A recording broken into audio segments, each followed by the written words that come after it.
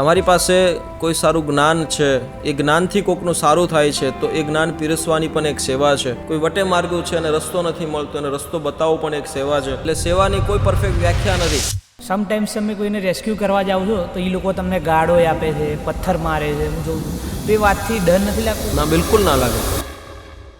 એ એનું કામ કરે છે, હું મારું કામ કરું છું. અને ગાળ તો એવું છે કે શબ્દથી ગાળ છે. ગાળ હોતી જ નહીં, શબ્દ છે. અને શબ્દને લોકો એવું સમજી લો કે આને ગાળ કહેવાય. તમારા શરીરના અંગોને જો તમે ગાળ સમજો છો. પોપટભાઈના લવ મેરેજ છે કે અરેન્જ મેરેજ? પ્રેમ છે ને, એ પ્રેમ દરેક દિશામાં છે, દરેક વ્યવસ્થામાં છે, દરેક હવાના કણમાં છે. પણ જ્યારે એને તમે એ સુગંધને માણો ને ત્યારે મજા આવે. તમે કહ્યું એમ કે તમારા મધરે બહુ સ્ટ્રગલ કરી છે, તો તમારા મધરનો તમારી લાઈફમાં કોઈ રોલ? મમ્મીએ મને હંમેશા એક જ વાત શીખવાડી છે કે ક્યારેય ખોટું નહીં કરવાનું. કોઈનું મહેનત કરો, જીવનમાં કોઈ દી આળસ ના રાખો. બસ ખાલી લોકહિતનું હોય છે તો ભગવાન તમારી સાથે છે, ને જો તમારા હિતનું હોય છે તો તમારે એમાં વધારે પડતી નોલેજની વધારે રિક્વાયરમેન્ટ છે. બસ એટલી વિચાર રાખો અને મહેનત કરો. બસ સનાતનની આ સૌથી મોટી આ એક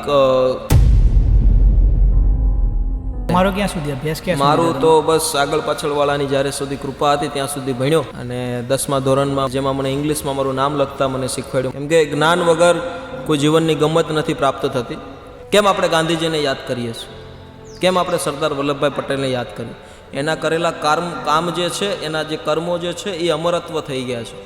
તમારી 7 પેઢીમાં તમારા દાદાને કોઈ દી યાદ કર્યા તમે? તો એમ જ કહી છે કે ખાલી આજમાં જીવતા શીખી જાઓ.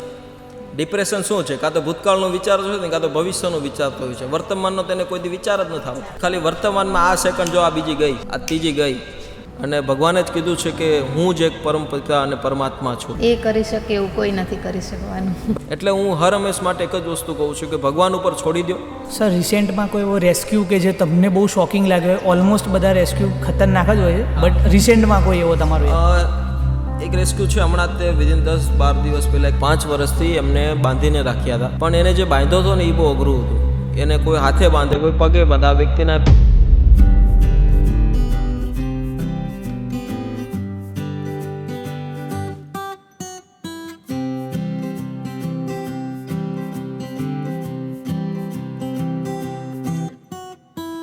સો hello guys, mic and mind with RG સાથે આજે આપણે એવા ખાસ મહેમાનને મળવા જઈ રહ્યા છીએ કે તેઓના નામ માત્રથી જ એક અલગ ઉર્જા ઉત્પન્ન કરે છે. તેઓ સમાજમાં રસ્તા પર ભટકતા માનસિક અસ્થિર લોકોને માત્ર સારવાર જ નહીં પણ સહારો પણ આપે છે. તેમનું કાર્ય સિદ્ધ કરે છે કે સાચી ક્રાંતિ માત્ર શબ્દોમાં નહીં, કાર્યમાં હોય છે. બચપનમાં પોતાને પિતાને ગુમાવ્યા બાદ કદાચ તેમને પિતાનો પ્રેમ નથી મળ્યો, પણ એમને બહુ બધા લોકોને બહુ બધો પ્રેમ આપ્યો છે. તો ladies and gentleman, please welcome my favourite mister Popatbhai Ahir. Hello sir. Thank you so much. આજે આનંદ થયો તમારી આ યુટ્યુબ ચેનલની અંદર, ઇન્સ્ટાગ્રામની અંદર અને સોશિયલ મીડિયાના દરેક પ્લેટફોર્મની અંદર તમારો કિંમતી સમય લઈને તમે અહીં સુધી પહોંચ્યા અને એક પ્લેટફોર્મ ઉપર આવવાનો તમે અમને એક સૌભાગ્ય આપ્યું. આપનો ખૂબ આભારી છીએ અમે. Thank you sir. સર, જ્યારે આપણે સમાજ સેવાની વાત કરતા હોય તો ગુજરાતની અંદર 3 નામ તો અવશ્ય યાદ આવે. એક તો મહિપતસિંહ ચૌહાણ, બિલકુલ, બીજું એક પોપટભાઈ આહિર અને ત્રીજું નીતિનભાઈ જાની. અમારું પ્રથમ પોડકાસ્ટ મહિપતસિંહ ચૌહાણ સાથે થઈ ગયું છે અને બીજું તમારી સાથે વાત કરવાનો સૌભાગ્ય મળી રહ્યો છે. થેન્ક યુ તમારો ટાઈમ આપવા માટે. આભાર sir. Sir, from Rajni Katariya to Popatbhai આહિરની જર્ની શું છે? ઘણા બધા લોકોનો જો કે હવે તો ખ્યાલ છે કે મારું રિયલ નેમ રજની છે, પણ રજની એક એવો છોકરો કે જેને ઘણી બધી તકલીફો સાથે રાખી અને એની અંદર એક પોઝિટિવિટી ગોતવાની કોશિશ કરી છે. અને કહેવાય ને કે નામ તો એક પરિવાર આપતું હોય છે અને નામ સાથે આખી જિંદગી લોકો જીવતા હોય છે. અને જ્યારે એનું મૃત્યુ થાય છે તો નામથી વિશેષ એમના કાર્યોને લોકો યાદ કરતા હોય છે. તો એ વ્યાખ્યા મને બચપનથી મારી માની સ્ટ્રગલ, મારા પરિવારનો સંઘર્ષ અને જે વ્યવસ્થામાંથી નીકળ્યા અને ધીમે ધીમે હજી પણ શીખી રહ્યા છીએ. એટલે નાનપણથી મારા પિતાને મેં જોયા પણ નથી અને ઘણી બધી સંઘર્ષભરી જિંદગીમાંથી પસાર થઈને હજી પણ પસાર થઈએ છીએ. ત્યારે દરેક વ્યક્તિનું એક ગુલામનું નામ હોતું હોય છે. જેમ ઘરની અંદર દીકરાને કોઈ કાનો કે કોઈ વાલો કે જે રીતની એક શબ્દની પરિભાષા હોય એ રીતે, એવી રીતે મને નાનપણથી બોલવાની થોડીક આદત અને એ રીતનું થોડુંક બોલવાની આદત લોકો મારા જે પરિવારજનો છે, મારા કાકા છે, મોટા ભાઈ છે, બધા લોકો, મોટબાપુ છે, બધા લોકો મને પોપટ કરીને બોલાવતા. એટલે એક મારું નિકનેમ તરીકે એ પોપટ કરીને પછી આજે લોકો દુનિયા વચ્ચે લોકો મને પોપટભાઈ તરીકે ઓળખે છે. અને પોપટભાઈ તો પછી ઓળખે છે, પણ પહેલાં કામને લોકો ઓળખે છે. ને ત્યારે અહીં સુધી અમે પહોંચ્યા છીએ ભગવાનની કૃપાથી. બચપન બહુ જ સંઘર્ષમય રહ્યું છે. અનાથ આશ્રમમાં મેં મારું ભણતર મેં ત્યાં શરૂઆતથી જ લઈને અંત સુધી ત્યાંથી મને પુસ્તકી જ્ઞાનની સાથે સાથે એક કેળવણીનું જ્ઞાન મળ્યું છે. લોકોની સંવેદના કેવી રીતે સમજી શકીએ તો એ મને અનાથ આશ્રમમાંથી પ્રાપ્ત થયું છે. અને પ્રેમની પરિભાષા શું છે? પ્રેમ દરેક પ્રકારનો હોતો હોય છે. આજે તમે બંને બેન ભાઈ છો તો બેન ભાઈનો પ્રેમ હોય છે, મા દીકરાનો હોય છે, હસબન્ડ વાઈફનો પ્રેમ હોતો હોય છે. પ્રેમની પરિભાષા બધી જ જગ્યાએ અલગ અલગ ડેફિનેશન આપી છે, પણ એ પ્રેમની સાચી વાસ્તવિકતા કેવી રીતે એક પર વ્યક્તિની વ્યાખ્યાને સમજી શકે પ્રેમથી, તો એ મને ગુણ ત્યાંથી પ્રાપ્ત થયા છે. અને પછી અનાથ આશ્રમમાં ભણતર 7 વર્ષ ભણ્યો છું. ને પછી પાછા અમે સુરત અમે શિફ્ટ થઈ ગયા. પછી ધીમે ધીમે કહેવાય ને કે બધા જ પ્રકારના પડાવોમાંથી પસાર થયા. ઘરે હું સ્કૂલ ટાઈમની અંદર સાથે સાથે સ્કૂલે પણ જતો, અને મારી ઘરે જ્યારે સુરતમાં છે ને વરાછામાં સિલાઈ મશીનનું કામ ચાલતું, એટલે સિલાઈ મશીનની જે કામની જે પણ કાંઈ લેસ પટ્ટી લગાવું તે પણ સ્કૂલેથી આવીને એ કરું. પછી કાંઈ પણ મતલબમાં કહેવાય કે ફાઇનાન્શિયલી બધા જ પ્રકારના ડિસ્પ્યુટ અને ઘણી બધી રીતે એક 500 રૂપિયા કેવી રીતે કમાવાને એ વેલ્યુ એ સમયમાં થતી, અને હજી પણ એ રીતની જ છે વ્યવસ્થા. એટલે હજી પણ એ વેલ્યુ જ સમજાય છે કે 500 રૂપિયાની, 100 રૂપિયાની, 5 રૂપિયાની શું વેલ્યુ છે. એટલે ત્યારેથી લઈને આજ સુધી એ પૈસાના મહત્ત્વને સમજ્યું છે. કેમ કે એક દિવસ એવા પણ હતા કે મારો જે કોલેજ ટાઈમ હતો ત્યારે ફાઇનાન્શિયલી બહુ બધા ક્રાઇસિસ, અને મારો કોલેજનો બેગ જે હતો એ પણ મેં મારા મિત્ર કઝિનને આપી દીધો હતો, કેમ કે એ વખતે પૈસા નહોતા. અને એ 200 રૂપિયાની કિંમતમાં એ બેગનું મતલબમાં મેં આપી ભાઈ મારે પૈસા નથી, એટલે આ વ્યવસ્થા કરવી પડે એમ છે. એટલે એવા દિવસોમાંથી પસાર થયા છીએ. પણ ક્યારેય પણ એ વસ્તુ નથી વિચારી કે ભાઈ શોર્ટકટ પૈસા કેવી રીતે પ્રાપ્ત થઈ શકે. કેમ કે મા બાપે માવતરે એ જ વસ્તુ શીખવાડી છે કે નીતિથી વિશેષ કોઈ વસ્તુ હોતી નથી, એટલે નીતિ વિરુદ્ધ ક્યારેય કામ કરવું નહીં. અને એ વિચાર સાથે હજી પણ કામ કરીએ છીએ કે જે પણ મળે મહેનતનું મળે, અને આવી રીતે એ મહેનતનું મળેલું બીજાને કેવી રીતે ઉપયોગી બની શકે, બસ એ વિચાર સાથે હજી પણ જોડાયેલા છીએ અને આવી રીતે કામ કરી રહ્યા છીએ. સર, પહેલાં તમે કોમેડી કન્ટેન્ટ બનાવતા હતા, ત્યાંથી પછી તમે સમાજ સેવા તરફ આગળ વધ્યા. તો જે સમાજ સેવાનો વિચાર આવો ને એ જ પહેલાં તો બહુ મોટી વાત છે. તો તમને એની ઇન્સ્પિરેશન ક્યાંથી મળી?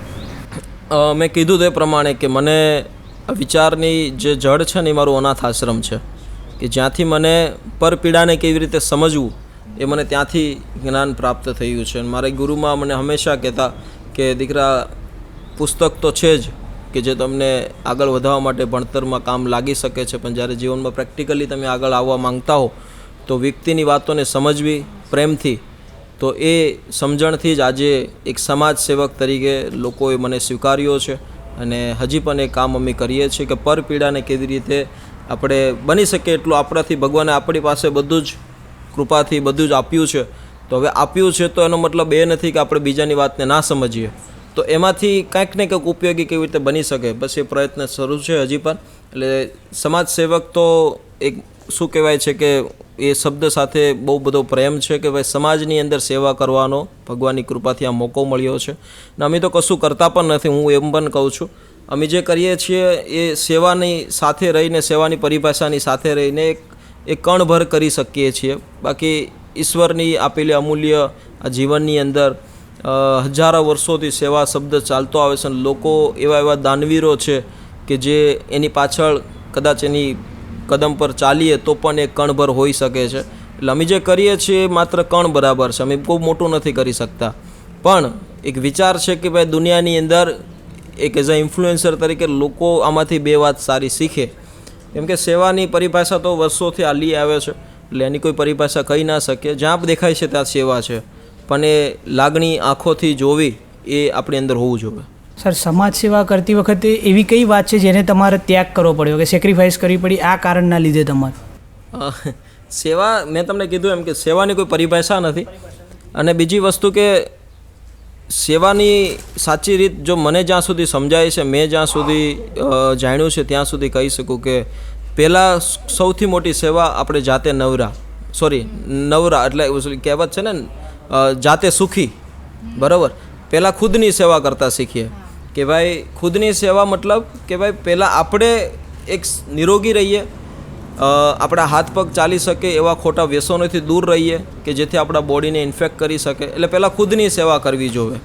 ખુદની સેવા થઈ જાય તો પછી આપણે આપણા પરિવારની માટે કંઈક વિચારવું જોઈએ. પરિવારની માટે વિચારીએ, પછી આપણે સમાજ માટે વિચારીએ, અને પછી આપણે આ પર્યાવરણ માટે વિચારીએ, અને પછી દેશ માટે વિચારીએ. તો હું એમ માનું છું કે સેવાની અંદર કોઈ પ્રકારનું સેક્રિફાઈસ ના હોવું જોઈએ. કેમ કે તમે એક વસ્તુ છોડીને એક વસ્તુ માટે કરો છો તો મારા ખ્યાલથી ભગવાનને પણ એ વસ્તુ પસંદ નહીં હોઈ શકે. એટલે સેવામાં કોઈ સેક્રિફિકેશન નથી હોતું, બસ ક્લેરિફિકેશન એટલું જ છે કે ભાઈ હું પર પીડાને સમજું, અને એમાં જો સેક્રિફાઈસ તમારે કરવું પડે તો હું માનું છું કે કાંઈક ને કાંઈક આપણે એ બાબતે થોડાક અજ્ઞાની રૂપે છીએ કે જેથી એક વસ્તુ છોડીને બીજી વસ્તુ માટે આગળ વધવું. તમે અત્યારે હાલ તમારી પર્સનલ લાઈફ અને પ્રોફેશનલ લાઈફ બંને લાઈફ જીવી રહ્યા છો, તો તમારા વાઈફ તરફથી કમ્પ્લેન્સ ક્યારેક આવતી હશે કે ભાઈ ટાઈમનો અભાવ છે, એમ ટાઈમ નથી આપી શકતા, તો એના માટે ઝઘડા થાય ખરા? ના, બિલકુલ નહીં. ઝઘડા ત્યાં જ થતા હોય જ્યાં સમજણની ઓછી કમી હોય. એટલે સમજણ ઉપર છે બધું, અને મારા વાઈફ અને મારો આખો પરિવાર આ વાતને સમજે છે કે આ વસ્તુ જે છે એ ઈશ્વરના આશીર્વાદથી પ્રાપ્ત થઈ છે, અને જો આમાં આપણે કદાચ કોઈ અડચણ પહોંચાડીએ તો એના ગુનેગાર આપણે જ બનીશું. તો બની શકે એટલું આમાં તો શું છે કે ભાઈ કરીએ એટલું ઓછું છે. અને આમાં જો નડતર રૂપ તો હું કંઈ બિલકુલ ના કહીશ, કેમ કે પરિવારનો સપોર્ટ એટલો બધો છે મારી ઉપર કે આજે હું જે પણ છું પરિવારને લીધે છું. મારા વાઈફનો પણ એટલો એવો સરળ સ્વભાવ છે કે એ પણ મને હર હંમેશ સપોર્ટ આપે છે, અને એ મને આઈડિયા આપતી હોય છે કે ભાઈ તમે આ વસ્તુ કરો, આવી રીતે કરો.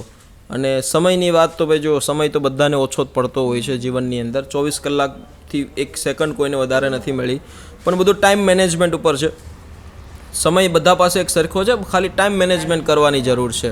પછી પહેલાં જેવું થાય કે ભાઈ કોલસાને ધોળો કરવો તો ખાલી ખોટી મહેનત કરવી ત્યાં એ કોઈ મને નથી લાગતું યોગ્ય છે. પણ જો થોડુંક 24 કલાકને ડિસ્ટ્રીબ્યુટ કેવી રીતે કરવી એ મેનેજમેન્ટ સાથે ચાલીએ તો બધું જ સચવાઈ જતું હોય છે. સર, તમે બહુ બધા લોકોની ઇન્સ્પિરેશન છો.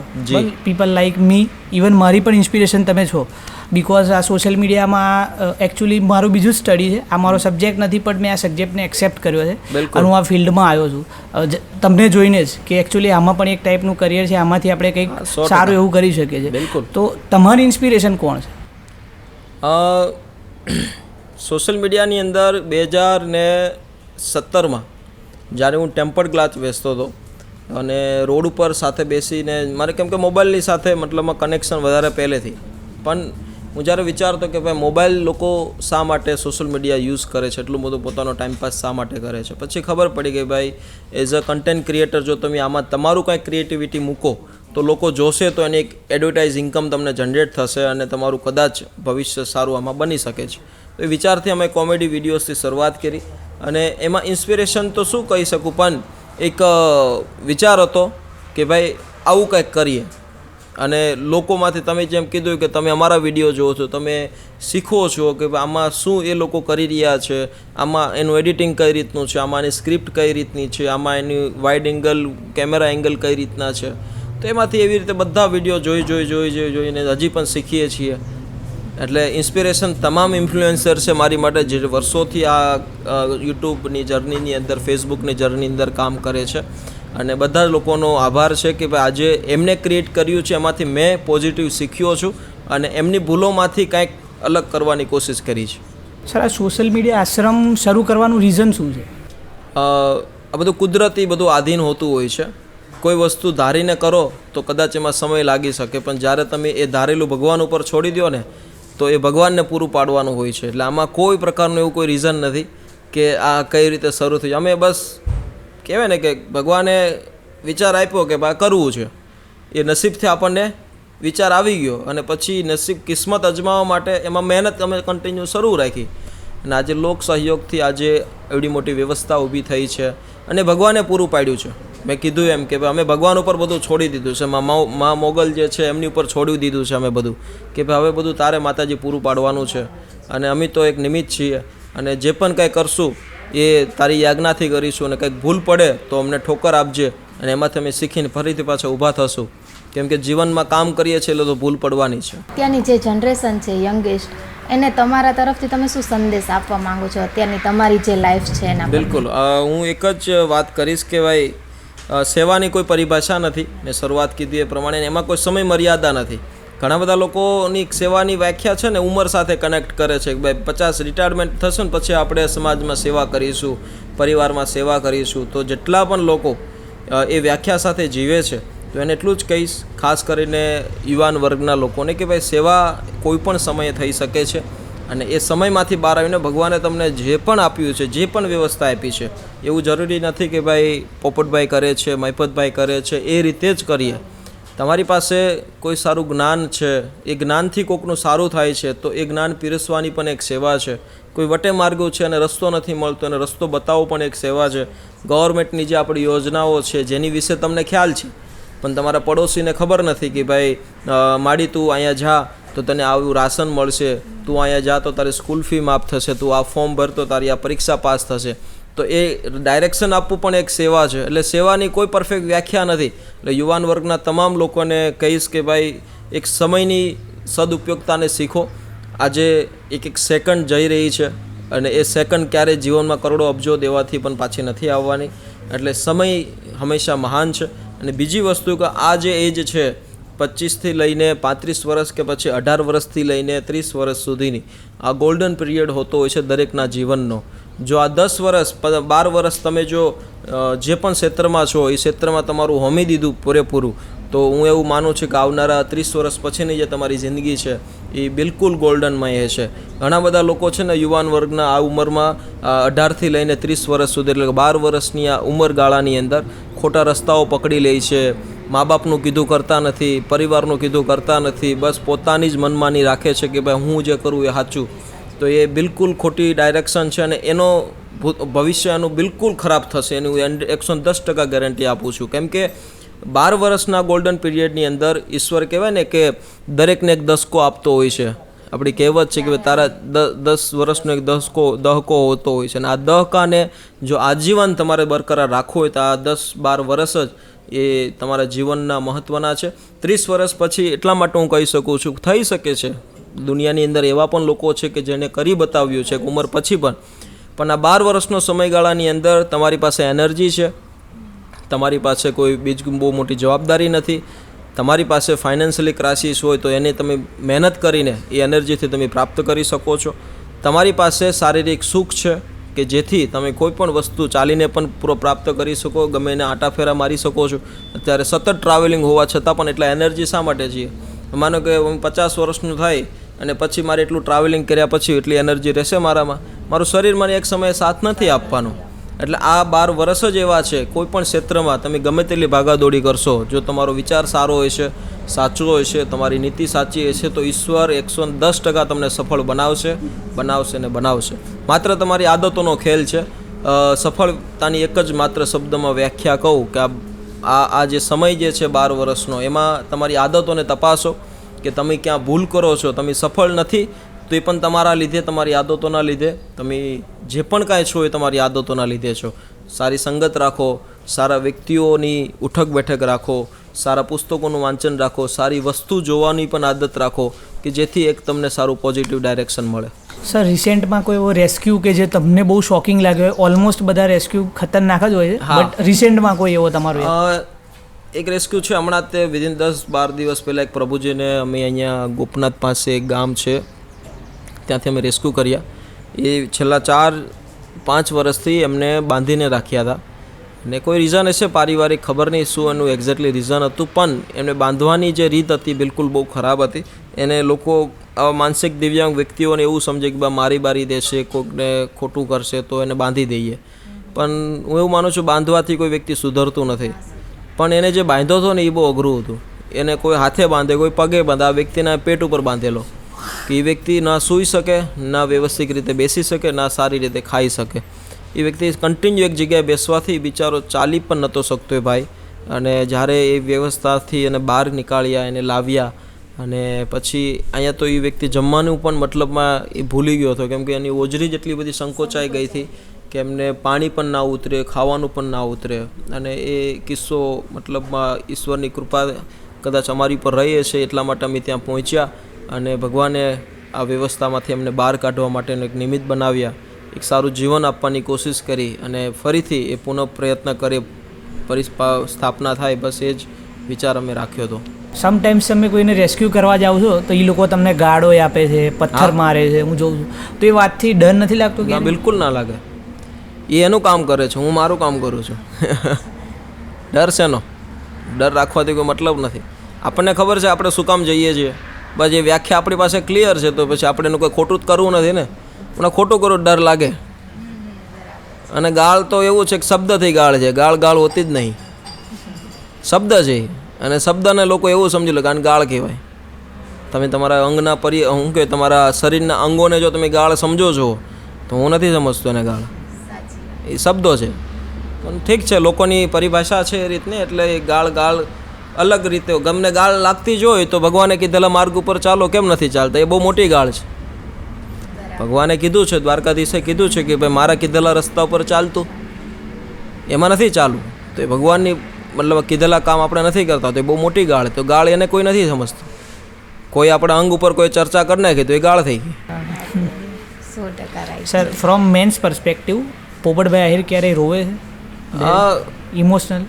ઇમોશન્સ આમ પપ્પાને યાદ કરીએ તો થાય એવું કે ભાઈ જીવનમાં જો એનો સાથ હોત તો આજે કંઈક અલગ એનર્જી હોત.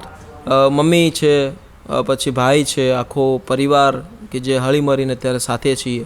અને પરિવારથી બહુ મોટું સુખ હું બીજું કોઈ સમજતો નથી, કેમ કે સૌનો સાથ હશે તો કોઈ પણ ક્ષેત્રમાં આપણે આગળ વધી શકશું.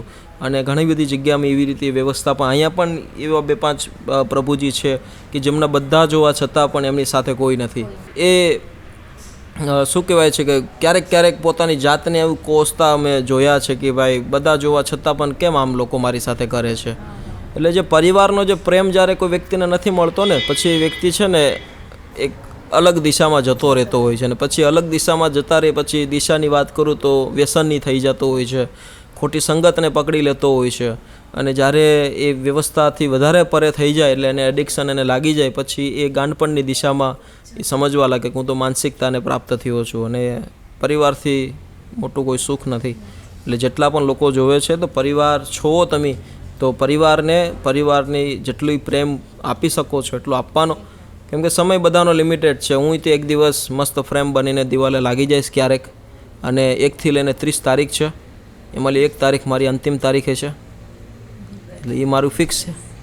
એટલે જેટલો સમય મળ્યો છે એટલું સાથે જીવી લઈએ અને મોજ કરીએ. બરાબર. તમે કહ્યું એમ કે તમારા મધરે બહુ સ્ટ્રગલ કરી છે, તો તમારા મધરનો તમારી લાઈફમાં કોઈ રોલ? 100%. મમ્મીએ મને હંમેશા એક જ વાત શીખવાડી છે કે ક્યારેય ખોટું નહીં કરવાનું કોઈનું. મહેનત કરો, જીવનમાં કોઈ દે આળસ ના રાખો.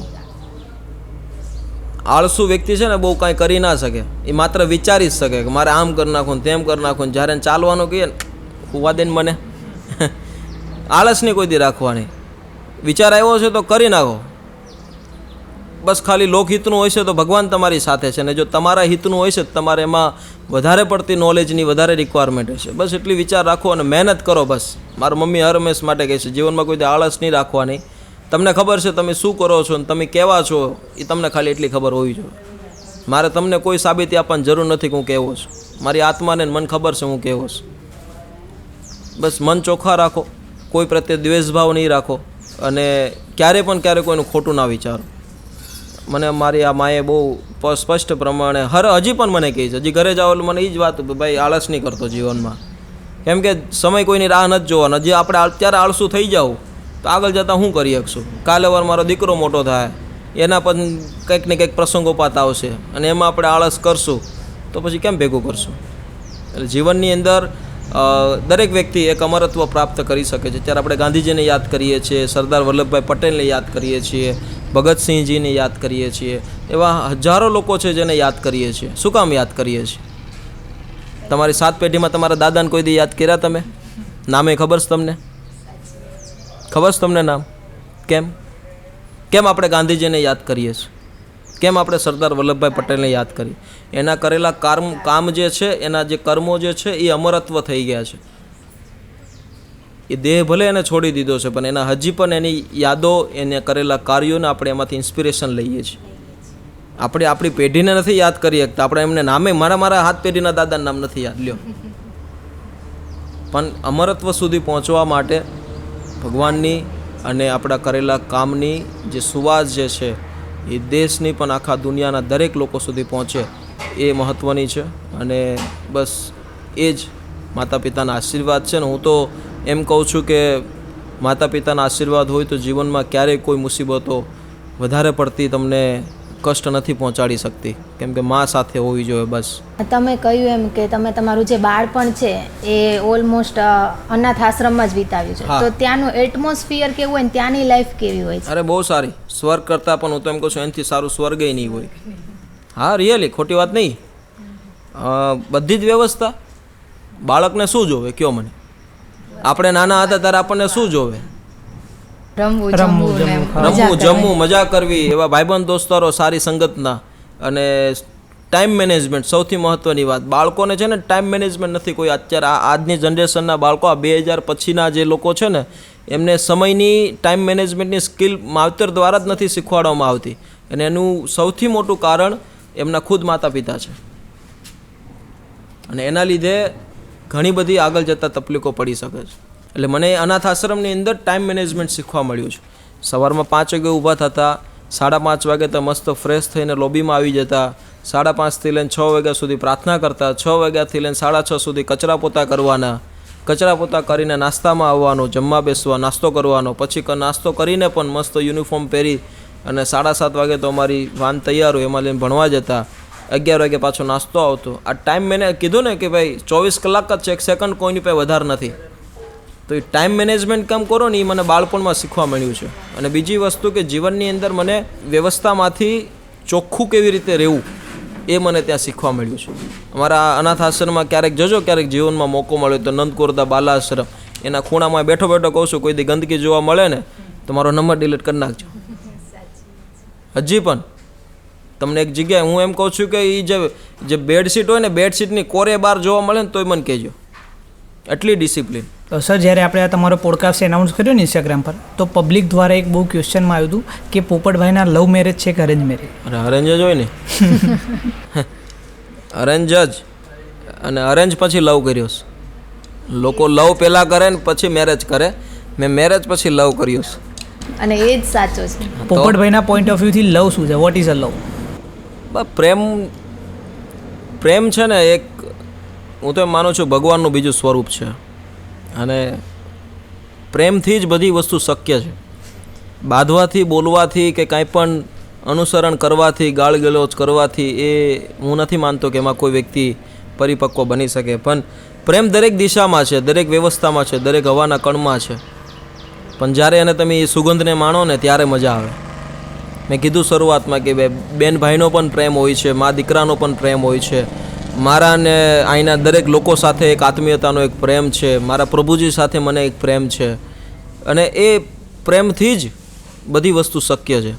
એટલે પ્રેમની પણ ડેફિનેશન એક્ઝેક્ટલી ના કહી શકું કે આ પ્રેમ છે, પણ જ્યાં પણ તમને એમ થાય છે કે નહીં હવે દિલથી આ વસ્તુ કરવાથી થાક નથી લાગતો, તો મને એમ લાગે છે કે આ પ્રેમના પરપોટા ફૂટતા હોય છે. તમને વાંચવાનો શોખ છે? હા, બિલકુલ. Are you good reader? કોઈ સારી એવી બુક રિકમેન્ડ કરો તમે યંગસ્ટર્સ માટે સ્પેશિયલી? સૌથી પહેલાં તો ભગવદ્ ગીતા છે કે જે દ્વારકાધીશ દ્વારા કુરુક્ષેત્રના મેદાનમાં જે વાર્તાલાપ થયો છે, અને એ જીવનનો સાર છે. એમાં સાર સમજાવે છે કે જીવનની વ્યાખ્યા કેવી રીતે સમજવી, આપણી સાથે રહેનારા વ્યક્તિઓ કેવી રીતે દુરુપયોગી આપણો કરી શકે છે, તો એ પણ એમાં શીખવામાં મળ્યું છે. અને ભગવદ્ ગીતાને વાંચન કર્યા પછી અને અનુસરણ કર્યા પછી ધ સિક્રેટ કરીને છે, જે કદાચ તમે પણ કદાચ વાંચી છે, જોયું છે. અને ધ સિક્રેટ વિશે તો હું એટલું જ કહીશ કે ભગવદ્ ગીતા પછી કોઈ બીજું કોઈ હોઈ શકતું હોય તો ધ સિક્રેટ છે, જેમાં એક શક્તિની પરિભાષા સમજાવી છે, લો ઓફ એટ્રેક્શનનો નિયમ સમજાવ્યો છે. એટલે ઘણા બધા યંગસ્ટરો જો કદાચ નથી જોઈ તો પણ જોઈ લેજો, કેમ કે ભગવદ્ ગીતાને મેં વાંચન કર્યા પછી, જોયા પછી અને માણ્યા પછી મેં ધ સિક્રેટને અનુસરણ પ્રમાણે કામ કર્યું છે અને અત્યારે ધ સિક્રેટના નિયમો જીવનમાં બહુ કામ કરે છે અને એના ભગવદના આશીર્વાદથી હંમેશા પૂરું થતું હોય છે.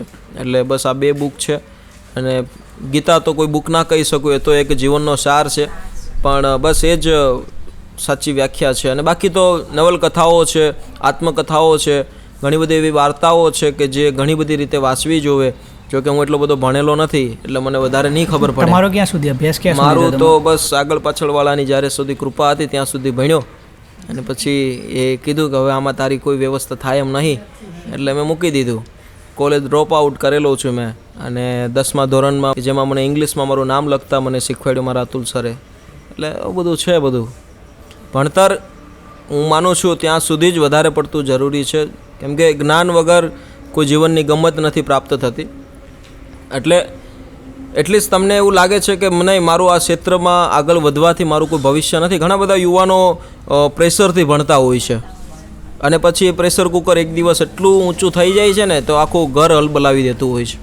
અને પછી માવતર કહે છે કે ભાઈ મેં આને આવા કેવા સંસ્કાર આપી દીધા કે આવો નીકળો. માવતરની ઈચ્છા હોય, માવતરની હંમેશા મારા દીકરા પ્રત્યે મારે એવું કે મારો દીકરો ભણી ગણીને આગળ વધે, કંઈક સારું બને, સારી લોક સમાજની અંદર જઈ અને વ્યક્તિની વાતોને સમજે.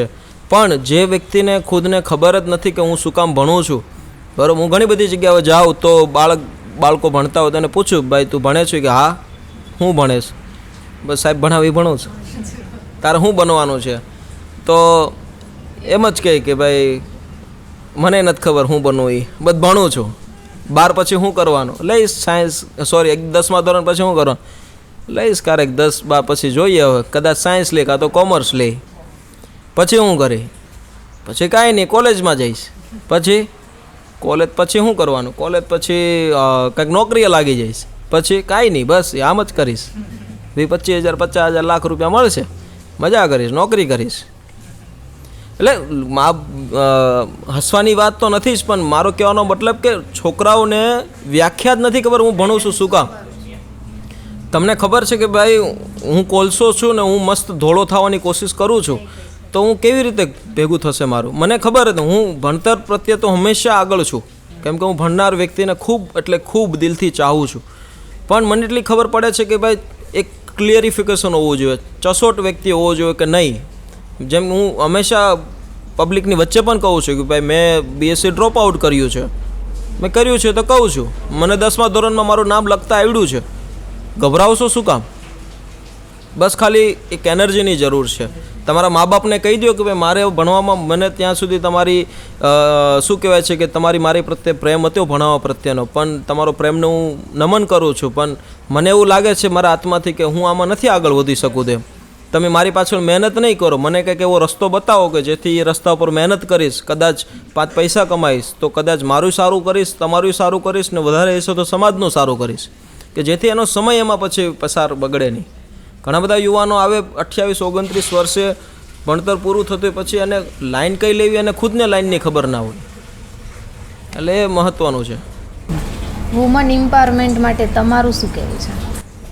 બસ સમાજની અંદર રહેલી જે દુર્દશાઓ છે એને સમજો, એને સમજી એમાં થતા કાર્યો કરવાની કોશિશ કરો. એવું નહીં વિચારો છે કે આ તો ગવર્મેન્ટનું કામ છે, આ તો આ કરશે તો આ જ થશે. નહીં, ગવર્મેન્ટ હર હંમેશ માટે સપોર્ટિવ છે. બસ ગવર્મેન્ટ પણ એ રાહ ઉપર છે કે ભાઈ કોઈ એવો સારો વિચાર મળે તો આપણે એને સપોર્ટ કરીએ, કેમ કે ગવર્મેન્ટ ખૂબ સપોર્ટ કરે છે, બધી જ ક્ષેત્રની અંદર ગવર્મેન્ટ ખૂબ સારો સપોર્ટ કરે છે. તો વુમન એમ્પાવરમેન્ટ તો એક એવી વ્યવસ્થા છે કે જ્યાં ગવર્મેન્ટ બધું જ કરી શકે છે, પણ ગવર્મેન્ટ પણ એક સાચા વ્યક્તિની અને સચોટ માર્ગદર્શનની સાથે રહીને એક સાચા વ્યક્તિ તરીકે આપણે કામ કરી શકીએ, વ્યવસ્થા માટેનું કામ જરૂરી છે. સર, હિસ્ટ્રીમાં તમારો કોઈ favourite character હિસ્ટ્રીમાં?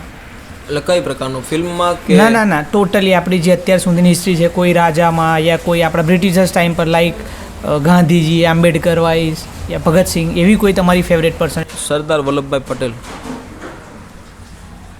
Vote you learn from him? તમે એમનાથી શું શીખો? હું એમાંથી એક વાત મને હંમેશા શીખવા મળી છે કે જો એ જ્યારે આ દેશના રજવાડાઓ, આ દેશની જે આખું એક સંગઠન એમને જે આખા ભારત દેશ માટે જે એમણે કર્યું છે, કે કે જેમની માટે આપણે ક્યારેક સપનામાં પણ ના વિચારી શકીએ, એ બધા પાસે જઈને એક દેશને એક કેવી રીતે કરવો, એક એકતાનો વિષય અને જે સમજાવ્યું છે, એકતાની જે પરિભાષા સમજાવી છે, અને એ પોતે લોહ પુરુષ હતા. એમને મને એક એનો કિસ્સો ખબર છે કે જ્યારે સ્કૂલ ટાઈમમાં એક્ઝેક્ટમાં નથી ખબર, પણ જ્યારે એને અહીંયા બગલમાં એક એવું ગુમડું થયું હતું, એવી ગાંઠ થઈ હતી કે જેની પીડા અસહનીય હોતું હોય છે. નામ એનું મને બહુ સારું છે, પણ એ રોગનું મને નામ નહીં, ગાંઠનું નામ નહીં આવડતું. પછી જ્યારે એને લોહ પુરુષ કહેવામાં આવ્યા છે, કેમ કે એની જે ખુદની શરીરની જે પીડા હતી એ પણ એ ભૂલીને ડૉક્ટરને કહેલું કે ભાઈ તું મૂંઝામાં, મને બીક નથી લાગતી, તું બીમાં. એટલે એની અંદર રહેલો જે એનો જે એન્થુસિયાઝમ જે છે, એમનો જે પાવર, જુસ્સો જે છે, એ એક અત્યારે પણ આપણને રોંગટા ઊભા કરી દે છે. એટલે એ હર હંમેશ માટે જીવનના એક માર્ગદર્શક રીતે અને એની પાસેથી સારી પ્રેરણા લઈ શકે એવા લોહ પુરુષ રહ્યા છે, અને મને હર હંમેશ માટે પ્રેરણા પૂરી પાડે છે. અને એવા તો સમાજના અસંખ્ય એવા લોકો જે છે કે જે હર હંમેશ માટે કંઈકનું કંઈક દરરોજ શીખવાડે છે, કે જે હંમેશા મારા ચાહનીય વર્ગમાં, અને હું એને દિલથી ચાહું છું બધાને. આપણે ફ્રેન્ડશિપની વાત કરીએ તો ફ્રેન્ડશિપ કેવી હોવી જોઈએ? તમારું મહિપતસિંહના સંબંધ વિશે જ વાત કરજો. What is your bond? ફ્રેન્ડશિપની અંદર કોઈ પ્રકારની ટાઈમ લિમિટ ના હોવી જોઈએ, કોઈ પ્રકારની કેલ્સી ના હોવી જોઈએ.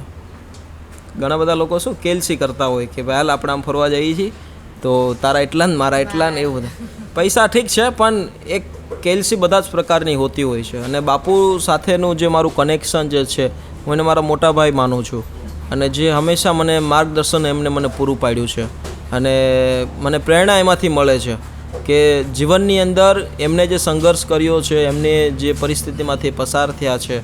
અને મહિપતભાઈની મારી જે દોસ્તી જે છે વિધિન 5 વર્ષ પૂર્ણ થશે, અને 5 વર્ષની અંદર મને એને 5 વર્ષ નહીં પણ 4 વર્ષ પૂર્ણ થશે.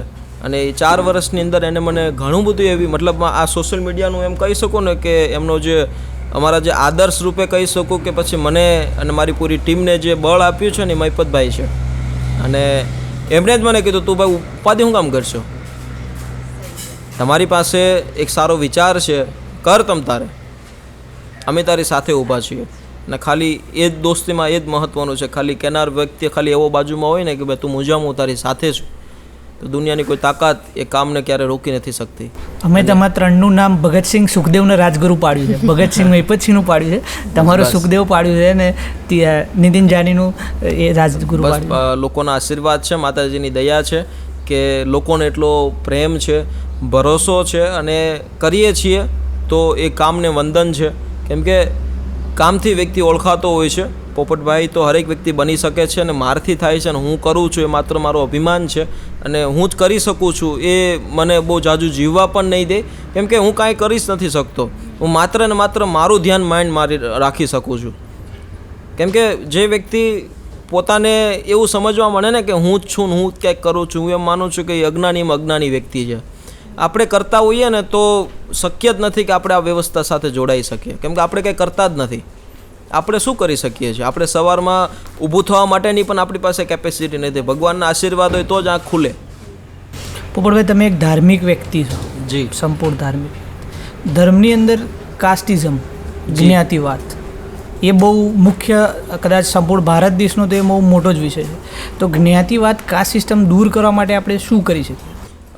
એમાં કશું જ કરવાની જરૂર નથી, કેમ કે જે જાતિ સાથે જે આપણે બધા લોકો જોડાયેલા છે ને, એ આપણા સનાતનનો એક પાયો છે, અને એ લોકો એને અલગ માર્ગદર્શન સાથે દોરી જાય છે, એટલે માટે આપણને જાતિવાદ લાગે છે. કેમ કે તમે પહેલાંના સમયમાં જાઓ, ક્યારેક તમે તમારા બાપ દાદાને ક્યારેક પૂછો કે જ્યારે ઘરે લગ્ન હતા તો જ્યારે કોઈ ઢોલીભાઈ ઢોલ લઈને ઢોલ વગાડતો, બરાબર, જ્યારે લગ્ન થતા હતા ત્યારે જ્યારે વરાજાને નવરાવતા ત્યારે કોઈ વાળંદભાઈ આવીને એને નવરાવતો. આ બધી જે એક સનાતનની આ સૌથી મોટી આ એક સુગંધ છે કે જ્યારે ઘરની અંદર, આપણા ઘરની અંદર લગ્ન હોય તો તારે દરેક સમાજ એકત્ર થતો, અને એ સુગંધ દરેક જગ્યાએ પ્રસરતી. પણ અત્યારે લોકોએ ખોટી વિચારધારાથી એમને એક આમ ફેલાયું માર્યું છે કે આ તો જાતિવાદ છે. જાતિવાદ એ આપણા સનાતનની એક પરિભાષા છે, અને હું તો એવું માનું છું કે ભાઈ દરેક વ્યક્તિ એને સમજે. જે વ્યક્તિ અત્યારે માનો કે આપણે જે સોસાયટીમાં રહીએ છીએ, જે વ્યક્તિ આપણા મળમૂત્ર અને ગટરની અંદર જઈને જે પછી સાફ કરે છે, બરોબર, તો એ શું જાતિવાદ તરીકે તમે એને સમજશો કે પછી એ એની ફરજ છે એટલા માટે કરે છે? એની ફરજ જ છે, ફરજ ઓફકોર્સ. ના ફરજ પણ છે, અને સાથે સાથે જો એ વર્ગ જ જતો રહેશે તો આપણે તો કરવાના નથી. એ તો મૂળ કારણ છે. આપણે શું કામ ના કરી શકીએ? કેમ કે આપણે લોકોએ એક ગાંઠ બાંધી દીધી છે કે ભાઈ આ જાતિનો વ્યક્તિ હશે તો જ એ કરશે. પણ સર પ્રોબ્લેમ ઇઝ કે અનટચેબિલિટી, કે માણસ નથી હા. વ્યાખ્યાને મતલબમાં સમજી શકતો, એટલા માટે આપણે કન્ફ્યુઝ છીએ. મેં તમને કીધું ને કે ભાઈ આપણી ઘરે મારા જ લગ્ન હતા ત્યારે મારા લગ્નની અંદર બધા જ સમાજના વ્યક્તિત્વ એકત્ર થઈ અને મારા લગ્નને રૂડો બનાવ્યો હતો. એવા દરેક લગ્ન જે, કેમ કે લગ્ન છે કે જીવનનો બહુ મોટો પ્રસંગ છે દરેક વ્યક્તિને માટે, પણ એ વ્યવસ્થાને જ્યારે આપણે સમજીએ ને નજીકથી તો આપણને સમજાય કે ભાઈ નહીં, આ જાતિવાદ નથી. આ જાતિ રીતવે આપણને જે બધા સંગઠન જે આપણને એકત્રિત કરવાની જે સનાતનની જે ભાવના છે ને એ એમાં સુગંધ છે. અને એ સમજશું ને તો જ આપણે કોણ છીએ, આપણે એક માણસ છીએ પહેલાં તો એ માણસની વ્યાખ્યા તો આપણને સમજાશે. ભગવાન કુરુક્ષેત્રના મેદાનની અંદર જ્યારે અર્જુનને ભગવદ્ ગીતા જે વાત કરી, ભગવદ્ ગીતાના જે અધ્યાયોની બધી વાત કરી, તો ત્યારે એ રણ મેદાનમાં શું એવું ફિક્સ હતું કે ભાઈ આમાં ક્ષત્રિયો જ છે આ રણ મેદાનમાં? એવું કાંઈ જાતિવાદ હતો એની અંદર? ત્યારે બધા જ વ્યક્તિ પોતાના મંતવ્યો રજૂ કરવાના જે વિરોધાભાસ હતા એકબીજા લડાઈ કરવા માટે આવ્યા હતા. પણ ભગવાને તો ગીતા તો બધાને સંભળાવી હતી.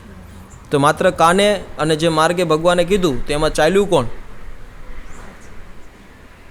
તો એ મહત્વનું છે. જે ભગવાનના રસ્તા ઉપર કીધેલા ઉપર ચાલે છે ને તો એ જીવનમાં કોઈ પણ જ્ઞાતિ જાતિનો વ્યક્તિ હોય એ હંમેશને માટે સુગંધિતમય હોય છે અને ખૂબ આગળ વધતો હોય છે. કેમ કે ખોટા રસ્તા ઉપર ચાલવાથી કોઈ મતલબ નથી. પોપટભાઈ પોલિટિક્સમાં આવવાના ખરા? પોલિટિક્સ મારી માટે તો શું છે કે હું એને બહુ પ્રેમ રૂપે આમ એવું માનું છું કે એમનો ખૂબ એટલે ખૂબ સપોર્ટ છે. મારું ભવિષ્ય કોઈ દિવસ પોલિટિકલ તરીકે મેં કોઈ દી વિચાર્યું જ નથી અને હું ક્યારેય વિચારી પણ નથી શકતો, કેમ કે મારી પાસે એટલી બધી બુદ્ધિમત્તા જ નથી. But sir society need people like you, તમારા જેવા લોકોએ આવવું જોઈએ. બિલકુલ, કેમ કે જે કરીએ છીએ એ સાથે રહીને બધા લોકો માટે કરીએ છીએ. કેમ કે હું એકલો નથી કરતો. કેમ કે પોલિટિકલ જો વ્યવસ્થા ના હોય તો એમ માનું છું કે કેમ કે સરકારની ખૂબ બધી યોજનાઓ છે, એનો લાભ લેતા આપણે માત્ર શીખવાનું છે. એટલે સરકારને સાથે રહીને લાભ લેવા માટેનો વ્યવસ્થા માટે બનાવેલો વ્યક્તિત્વ આખી ટીમ એ માટે કામ કરે છે. એટલે હું કોઈ દી ખુદ સરકાર તરીકે તો હું મારી જાતને કોઈ દી જોવા જ નથી માગતો, કેમ કે હું કાંઈ છું જ નહીં. પોપટભાઈ લાઈફનો સૌથી મોટો ચેલેન્જ કયો રહ્યો અત્યાર સુધીમાં? બસ દરરોજ એક ક્ષણ જીવું છું, એ જ ચેલેન્જ છે. અત્યારના આપણે જોવા જઈએ ને અત્યારની જનરેશનમાં ડિપ્રેશન બહુ વધી ગયું છે. લાઈક તમારે અહીંયા ઘણા એવા લોકો આવતા હશે કે જેનું મેન્ટલી હેલ્થ ખરાબ હોતી નથી પણ એ ડિપ્રેશનમાં જતો રહે ને એના લીધે મેન્ટલી હેલ્થ ખરાબ થાય. તો તમે જે લાઈફ જીવી રહ્યા છો કે જે રોજની ખુશખુશાલ લાઈફ, તો એ લાઈફ કેવી રીતે જીવી એ આપણે લોકો સુધી પહોંચાડવા માંગીએ છીએ. તો એમ જ કહી છે કે ખાલી આજમાં જીવતા શીખી જાઓ. ડિપ્રેશન શું છે? કાં તો ભૂતકાળનો વિચાર છે ને કાં તો ભવિષ્યનો વિચારતો હોય છે. વર્તમાનનો તેને કોઈ દી વિચાર જ નથી આવતો. બસ ખાલી વર્તમાનમાં આ સેકન્ડ જો આ બીજી ગઈ, આ ત્રીજી ગઈ, આ સેકન્ડને જતાં ખાલી એ સુગંધને માણતા શીખી જાઓ એટલે ડિપ્રેશન છે જ નહીં કશું. લોકો એવું વિચારે છે કે ભાઈ હું બહુ ડિપ્રેશનમાં છું, મને આવા વિચારો આવે છે ને મને શું કરવું કંઈ ખબર નથી પડતી. એને હું એટલું જ કહીશ કે ભાઈ તને માત્ર ને માત્ર ભગવાનના ચરણોમાં તારું બધું સોંપી દે અને આ શ્વાસને ખાલી જીવતા શીખી જાય એટલે ગમે તેવું તારું ડિપ્રેશન હશે જતું રહેશે. પોપટભાઈ જ્યારે મારે તમારી સાથે પોડકાસ્ટ કરવો હતો ને તો એક મનમાં ડર હતો કે પોપટભાઈ આપણી પાસે પોડકાસ્ટ કરવા એગ્રી થશે કે નહીં, થશે તો એ આપણને ટાઈમ પર મળશે કે નહીં, મળશે તો એ કેવી પર્સનાલિટી હશે રિયલ લાઈફમાં. કદાચ રીલ્સમાં તો ઇટ્સ ઓકે, બટ રિયલ લાઈફમાં કહું એમના સામે બોલી શકીશ કે નહીં, વોટ એવર. બટ જ્યારે અત્યારે આપણે રિયલ લાઈફમાં વાત કરી રહ્યા છે 1 by 1, તો તમે એકદમ ડાઉન ટુ અર્થ માણસ છો, જરા ઈગો નથી. તો આવું અમે કઈ રીતે બની શકીએ? આજમાં જીવતા શીખો. ભવિષ્યનું કામ વિચારો છો બહુ વધારે? ઈગો છે ને જીવનની અંદર, મેં આગળ વાત કરી કે ભાઈ હું કશું કાંઈ છું જ નહીં. કુશુભાઈ તમે એમ જેથી વિચારશો ને કે હું જ પોડકાસ્ટ લઉં છું ને હું જ કરી શકું, તે દિવસે માની લેજો કે કંઈક ને કંઈક ખોટી દિશા પકડાઈ ગઈ છે. એટલે હું કશું કાંઈ છું જ નહીં. અને હું કોણ છે ખાલી એ વ્યાખ્યા આપણે સમજવાની જરૂર છે. અને એ જ્યારે સમજાઈ જશે એટલે તમને બધી જ વસ્તુ બહુ એટલે બહુ ક્ષણભર રીતે આમ એક ખુશી આપી શકશે. બાકી તો ઈશ્વર છે એ જ બહુ મોટો હું છે અને ભગવાને જ કીધું છે કે હું જ એક પરમ પિતા અને પરમાત્મા છું. એ કરી શકે એવું કોઈ નથી કરી શકવાનું. બાકી કોઈ પણ વ્યક્તિ એવું આજ સુધી એવું કીધું છે કે ભાઈ મારથી જ થાય છે અને હું જ કરું છું, તો એ દુનિયાનો અજ્ઞાનીમાં અજ્ઞાની વ્યક્તિ છે. અને હા, કરી શકે છે, પણ ઈશ્વરની પ્રેરણાથી અને એના કહેવાય ને કે આદત જે સારી છે ને, તો એ વ્યક્તિ કોઈ પણ દિશામાં આગળ વધી શકે. અને એવું ખોટી અહમભાવ રાખનાથી કોઈ મતલબ જ નથી. સર, એક સારો માણસ કઈ રીતે બની શકે? બસ આજમાં જીવતા શીખી જાય. બધો એક જ મંત્ર છે, વોટ એવર આજમાં. કેમ કે હું એવું માનું છું કે વધારે ભવિષ્ય, જો આ એટલી મોટી વ્યવસ્થા ઊભી થઈ છે, આ એટલી મોટી વિશાળ જગ્યા છે, અહીંયા એટલા બધા લોકો રહે છે, હું શું કરી શકવાનું આમાં? મારું કોઈ એવું ફાઇનાન્શિયલી બેકગ્રાઉન્ડ નથી, હું એટલો બધો મોટો કંઈ ભણેલો વ્યક્તિ નથી. હું માત્ર ને માત્ર જે મને નથી સમજાતું એને હું જાણવાની કોશિશ કરું છું. એટલે હું હર હંમેશ માટે એક જ વસ્તુ કહું છું કે ભગવાન ઉપર છોડી દો, એટલે બધી જ વસ્તુ તમારી હાવ સ્થિર થઈ જશે અને તમે એટલા મસ્ત ખુશાલ જિંદગી જીવશો. મને તમે અડધી રાતે ફોન કરશો, ફોન ઉપાડીશ તમારો, બરાબર? કેમ કે હું બહુ ફ્રેશ માઇન્ડેડ વ્યક્તિ છું. હું હંમેશને માટે આમ પ્રફુલ્લિત જ લેવામાં, હું ખુશ જ રહેવા માગું છું. આપણે 4 વાર કોલ પર વાત થઈ છે તમારી સાથે. એક વખત 30 સેકન્ડ વાત થઈ છે, એક વખત 22 સેકન્ડ થઈ છે, એક વખત 18 ને અત્યારે આવતા 28. હા, અને અત્યારે 1 કલાક. અત્યારે 1 કલાક. બટ એ સાહેબ 4 એટલી લગભગ 2 મિનિટની આસપાસ આપણી સંપૂર્ણ ફોન પરની વાતમાં ઓલવેઝ બહુ મજા આવી. એમ એવું લાગ્યું કે ના યાર, આ માણસ જોડે જવું જોઈએ. કેમ કે અમારે અહીં આવવામાં થોડીક ઘણી બધી અડચણો આવતી હતી. લાઈક અમારે કેમેરાનું એન ટાઈમ પર નહોતું થતું, કારનું નહોતું થતું, પણ એક મનમાં તો હતી જ ઉમ્મીદ કે કંઈ બી કરીને જઈશું. અમે લાસ્ટમાં છે રિક્ષાવાળાને એગ્રી કરી દીધું કે રિક્ષામાં ત્યાં પહોંચી તો જઈશું જ. ના, એ તમારી જે શું કે આજના આપણા બંને ભાઈઓના મળવાના સંજોગ ભગવાને નક્કી કર્યા હોય અને એ બધી વસ્તુ ત્યારે જ ભેગી થતી હોય છે. બાકી તો ઘણા બધા એવા પણ કિસ્સાઓ છે કે બાજુમાંથી નીકળી જઈએ છીએ તો ખબર નથી પડતી. એટલે આ બધી સંજોગની વાત છે. અને આજે તમે કોઈ પણ તમે ઠાની લીધું તો મળવું છે, તો પછી ઈશ્વરે એમને તમારે કોઈ પણ જે પણ વ્યવસ્થા સાથે આવ્યા છો એ બધું ભેગું કરી દીધું. બસ ખાલી એવી પ્રેરણા, એટલું જ હોવું જોઈએ. સફળ થવા માટે એટલું જ કાફી છે. અમને વિચાર હતો કે ભાઈ કરવું છે, બસ જે પણ થાય કરવું છે. ગમે તેટલી અડચણો આવે, ઈશ્વર એને પહોંચી રહેશે. બસ આપણે આપણી મહેનત ચાલુ રાખવી છે. દેશ અને આપણા સમાજ માટે તમારો કોઈ છેલ્લો સંદેશ તમે લોકો દ્વારા પહોંચાડવા માંગતા હોય? હું તો ખાલી એટલું જ કહીશ કે દરેક વ્યક્તિ, મેં કીધું એમ કે ભાઈ હુંમાંથી બહાર આવે. અને આજના સમયનો બહુ મોટો રાક્ષસ છે. દ્વાપર યુગની અંદર રાક્ષસના શબ્દોની વાત કરું તો 4 અક્ષરનો હતો, બરાબર? હરણ્યા કશ્યપ. ત્રેતા યુગની વાત કરું તો 1 અક્ષર ઘટીને 3 અક્ષરનો થયો, દ્રાવણ. અને અત્યારે ચાલે છે કળિયુગ, તો એનો એ જ રાક્ષસ અત્યારે 1 અક્ષરનો થઈ ગયો છે, હું. એટલે એમાંથી બહાર આવે અને જેટલું થાય છે એટલું પ્રકૃતિનું ધ્યાન રાખો. ઈશ્વર એટલું જ કીધું છે કે મારા કીધેલા માર્ગ ઉપર ચાલો અને એમાંથી પરપીડાની વ્યાખ્યાઓને સમજો કે ભાઈ આપણે કોઈકની પીડા કેવી રીતે દૂર કરી શકીએ છીએ. કોઈ વ્યક્તિ ચાલી નથી શકતો તો એની પાછળનું જુઓ કે એ ઈશ્વરે એને જે વ્યવસ્થા સાથે એને જે જીવન આપ્યું છે, બિચારો કેમ મતલબ આગળ વધતો હોય છે. અને દોડવું છે તો કેમ દોડી શકતો હોય છે, એને કોઈ સંભાવના તો છે જ નહીં.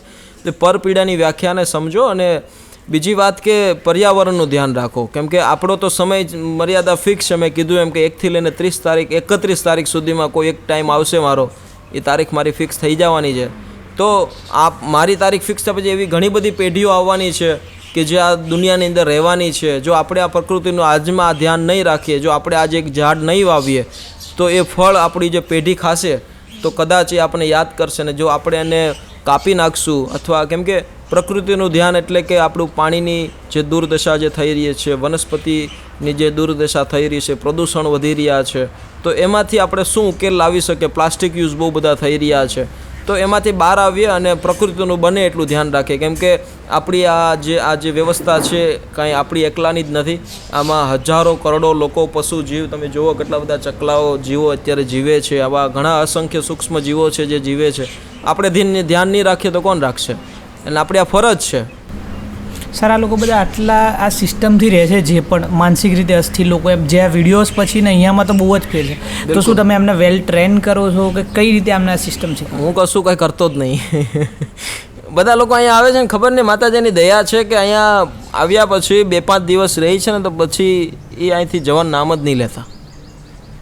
કેમ કે એને પોતાનું ઘર મળી ગયું છે.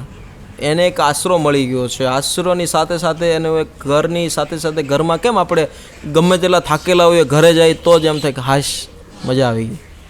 એટલે હા, એટલે આ લોકો અહીંયા અમને સુધારે છે કે ભાઈ જીવનમાં કેવી રીતે જીવવું, હરેક ક્ષણને કેવી રીતે માણવી, એ આ લોકો અમને શીખવાડે છે. કેમ કે આ લોકો ગાંડો શબ્દ લોકોએ છે ને ગાંડાને ઊંધી ભાષામાં લઈ લીધો છે. ગાંડો શબ્દ જો સમજાઈ જાય ને તો દુનિયામાં જીવવાની જ બહુ મજા આવી જાય. આપણે ગાંડા થવાની જરૂર છે, હું તો એમ કહું છું. કેમ કે ગન એન્ડ ડનને અલગ કરશો ને તો સમજાશે એ શબ્દ. ડાયો વધારે પડતો ગગનચુંબી બને ને આગળ તો એ ભગવાનની સાથે જોડાઈ જાય અને પછી એને ગાંડો શબ્દ કહેવાય. મીરાબાઈ ગાંડી કહેવાની, સબરીમાં ગાંડી કહેવાની. એ ગાંડપણ હતું ત્યારે એની પાસે ભગવાન આવ્યા. એટલે ગાંડા થવાની જરૂર આપણે છે અને એની પહેલી એ મને શીખવા મળે છે. જે પેરેન્ટ્સ છે અને જે બાળકો છે એ લોકો વચ્ચે હવે કદાચ પહેલાં કરતાં કનેક્શન બહુ ઘટતું જાય છે, તો એના માટે પેરેન્ટ્સે શું કરવું જોઈએ? પહેલી વાત તો એ કે જે આપણી જે જૂની રૂઢિચુસ્ત પરંપરા છે એમાંથી બાળકને એ વસ્તુ શીખવાડવી જોઈએ કે ભાઈ આ સાચું છે ને આ ખોટું છે. આજનો યુગ મેં કીધું કે સોશિયલ મીડિયા આ એક એક્ઝામ્પલ છે. સોશિયલ મીડિયાનો સદુપયોગ શું છે, બરાબર, પણ 90% બાળકો, 90% યુવાન વર્ગ, 90% લોકો સોશિયલ મીડિયાના દુરુપયોગ સાથે જ તે જોડાયેલા છે. પોતાના સમયની એને કિંમત ખબર જ નથી પડતી કે ભાઈ મારી 2 કલાક ઇન્સ્ટાગ્રામમાં વહી ગઈ, 1 કલાક યુટ્યુબમાં વહી ગઈ, અડધી કલાક નેટફ્લિક્સમાં વહી ગઈ. તો એ પોતાના મનોરંજન માટે સોશિયલ મીડિયાને એવી ખોટી દિશામાં લઈ જાય છે કે જેથી એ પોતાના સમય વીતી જાય પછી ખબર પડે સાલે કે આપણે કાંઈ જીવનમાં કર્યું જ નહીં.